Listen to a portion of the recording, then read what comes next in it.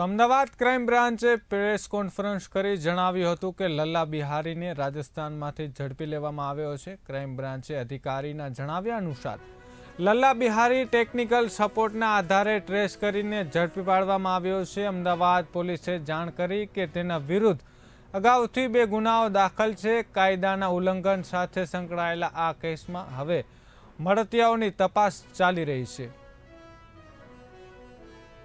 Crime બ્રાન્ચમાં ગુનો દાખલ કરવામાં આવેલો હતો ત્યારથી આપણે ખબર મળી હતી કે જે ચંડોળા તળાવ વિસ્તારમાં લલ્લા બિહારી ઉર્ફે લલ્લા પઠાણ જે છે એ ત્યાં એક મોટો રેકેટ ચલાવતો હતો અને એ ત્યારે ફરાર હતો।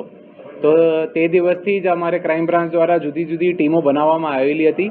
એમાં અમારા દ્વારા બાતમીદારો મારફત તકનીકી મારફત બધી રીતને આપણે મહેનત ચાલુ હતી અને એ મહેનત દરમિયાન રાજસ્થાનના ધારી વિસ્તાર બાજુથી અમારે આજે એ લલ્લાની ધરપકડ કરવામાં આવેલી છે અને અત્યારે એમની પૂછપરછ ચાલુ છે।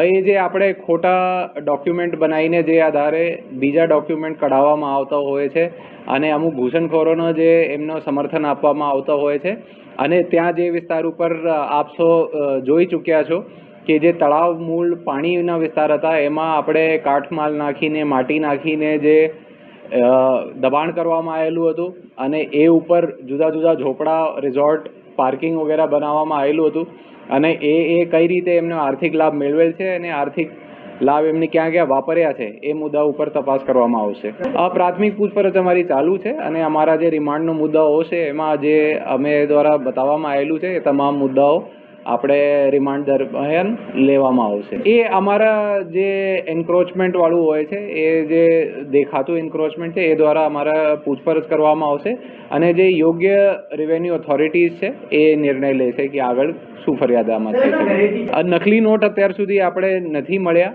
એમાં એ લોકો જે પાર્કિંગના પૈસા કે બીજા ઝોપડાનો એ પૈસા ઉઘરાવતા હતા એ લોકોની કાઉન્ટિંગ માટે એમના જે છોકરાની પૂછપરછ કરવા માટે એમાં જ આપણે ધ્યાન ઉપર આવેલું છે જેમાં 9 લાખથી ઉપર રૂપિયા અને આશરે લગભગ 250 ગ્રામની આજુબાજુ સોનું દાગીના મળ્યા છે અને ઘણા બધા રેકોર્ડ્સ ડાયરીઝ બીજા પુરાવો મળ્યા છે અને એમની તપાસ અમે કરી રહ્યા છીએ। એ આમાં એમને ઉપર અગાઉ 2 ગુના દાખલ થયેલું છે જેમાં એક રાઇટિંગનો અને એક અટેમ્પ્ટ ટુ મર્ડરનો ગુનો દાખલ હતો અને એ જે અટેમ્પ્ટ ટુ મર્ડરના ગુના હતા એમાં એ પેરોલ જમ્પ કરી ચૂક્યા છે।